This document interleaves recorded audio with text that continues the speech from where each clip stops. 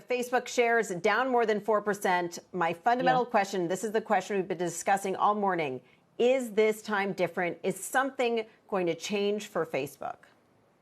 I would like to say yes, but I suspect no. I mean, you just listen to that guy on right before me. I mean, they're like, sorry about teen girls, but, kind of thing. And I think Wall Street tends to focus on their business, and they don't really care, just like they did with cigarette manufacturers or opiate manufacturers. Until there's some action by Congress that is significant, no, I think they'll be just fine. But do you think that this could be the thing that sparks significant action from Congress?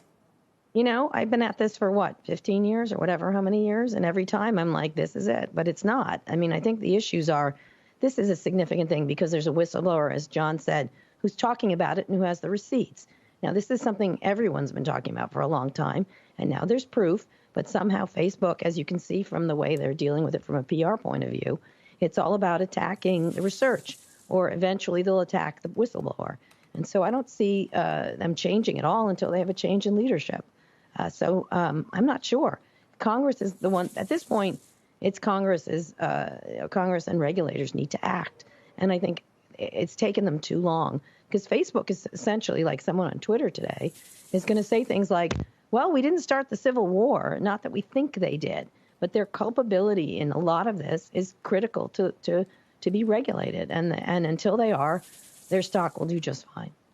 Kara, part of the significance of this to me is that we don't often see people blowing the whistle on Silicon Valley companies about how they fundamentally run their business. The whole culture of these companies, keeping people on the campus when we're not in a pandemic, kind of creating sometimes these cults of personality around founders, around CEOs, bucks against it. The closest thing I can think of is Susan Fowler 5 years ago blowing the whistle on Uber's culture. But Uber was a smaller company, and the implications of what Uber did and even its impact on the Valley was smaller. So in that sense, could this have an impact on the way companies think about how employees and the public are going to react to them?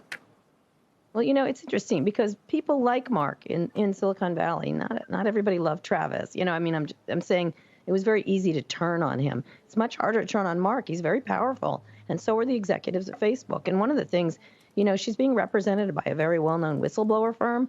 I suspect they're having trouble raising money to work on these cases with her. I think nobody wants to. If you notice, there wasn't a lot of. She's a product manager in Silicon Valley, but and she worked at a lot of companies. You're not seeing a lot of public support. Katie Stanton supported her. A bunch of different people did, but you're not going to see a groundswell of, the way it was go Susan, go in this case. And so that's my concern. That others will hopefully. They're hoping they're holding their nose and hoping it'll go away. I suspect that's how Silicon Valley will react. And then eventually they'll try to self-justify it. So what's the big deal? They didn't it's not their total fault. That kind of, you can hear the little excuses they're using. And I think they're pretty appalling, but that's what they're going to do.